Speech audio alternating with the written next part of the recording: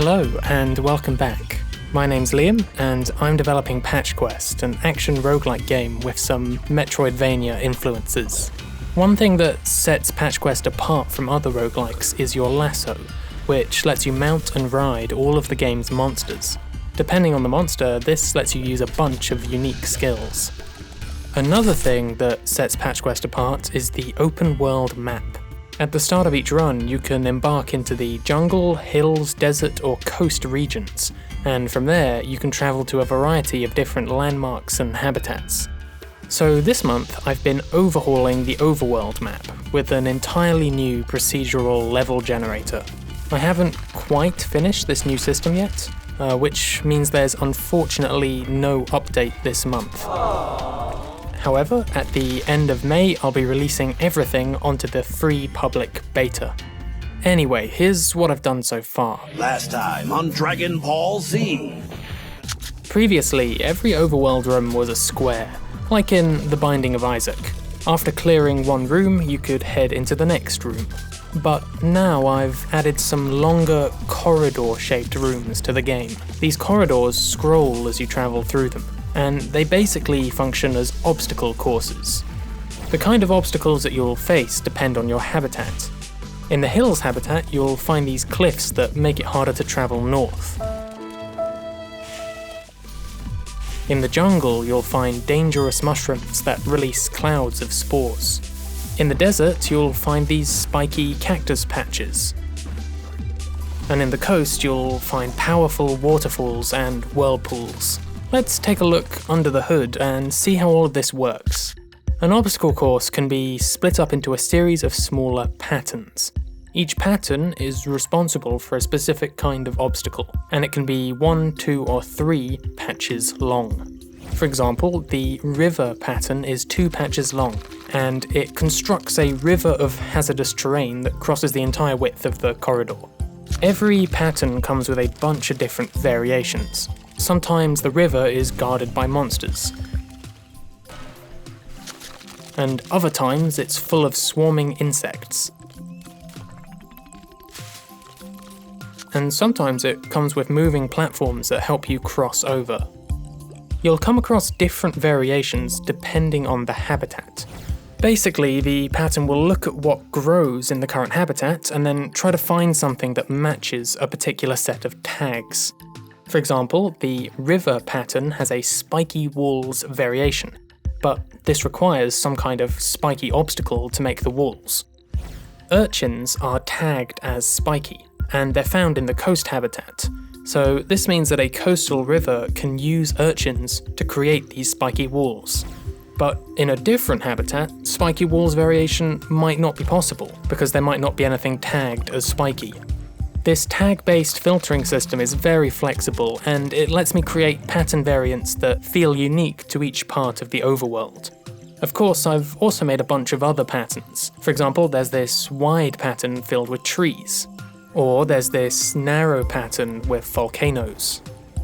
I've actually made 10 patterns so far, each with their own set of variations. And by arranging these variations in different orders, I can create a lot of unique obstacle courses to fill out the overworld. These new obstacle courses have a big impact on how the game feels. They let you travel much more freely, which creates a stronger feeling of exploration. And some of the obstacles also add a platforming dimension to the game that previously was missing. So I'm really happy with how this system is working out so far. To make all of these different patterns, I've had to add some new features. For example, I've added these moving platforms that keep you safe from terrain effects. Sometimes these platforms will float around freely, bouncing on walls. But in the hills habitat, they're fixed to the ground, and they help you get up some of the cliffs. And in the coast, they get pushed around on the currents. Platforms can also affect monsters too. And speaking of monsters, their mechanics have changed as well. When you're in the corridors, every monster can have different aggro rules, depending on their location. This means that they'll reinforce in clusters as you explore. And sometimes you can even sneak past a monster without fighting it at all. I've also given monsters immunity to bullets that match their typing. For example, Galvangla has a shocked type skill, and this makes him immune to shocked type environmental hazards. They'll just bounce right off. These immunities can also apply to your mounts once you've leveled them up. Hopefully this encourages players to switch up their mount a little bit more often. To help make this immunity mechanic clearer, I've decided to color code the bullets. Ordinary bullets are red if an enemy shot them, or blue if you shot them. But ailment-inflicting bullets have unique colours depending on the ailment that they inflict. Hopefully this makes it more obvious why some bullets will bounce off of some monsters. I've also given allied monsters a boost. They'll follow you through the corridors and they'll attack your enemies. They can even inflict ailments. If they get defeated, they'll leave combat, but after a few moments, another one will respawn. Overall, they're just much more useful than they were in the past. To unlock allied monsters, you have to grow gardens using the soil plots spread across the overworld. Depending on what you plant in the garden, you'll attract different species of allied monster.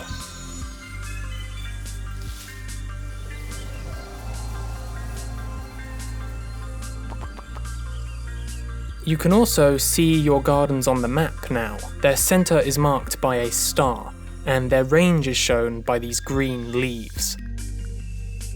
I've also made the overworld a bit larger because corridor rooms make it easier to cross large distances. Overall, I think that Patch Quest is slowly showing more of those Metroidvania influences that I've always wanted it to have. So, I do need to emphasize that this system isn't quite complete, and I haven't released an update this month. The mechanics are all in place, but some habitats have been given a lot more attention than others. In particular, the 8 secondary habitats around the edge of the map need a lot of extra work. So in the coming month, I'll be fleshing out these habitats with their own unique patterns and obstacles. I also want to upgrade the dungeons so that they contain corridors too. And finally, I'm looking into adding a day and night cycle. Basically, the idea is that as your run gets longer, the day starts turning into night. And then some extra dangerous monsters will make an appearance. This will hopefully put a soft cap on the length of a single run, which in turn will encourage players to plant gardens and unlock shortcuts. I'm planning to make all of those changes in May, and then release everything to the free public beta.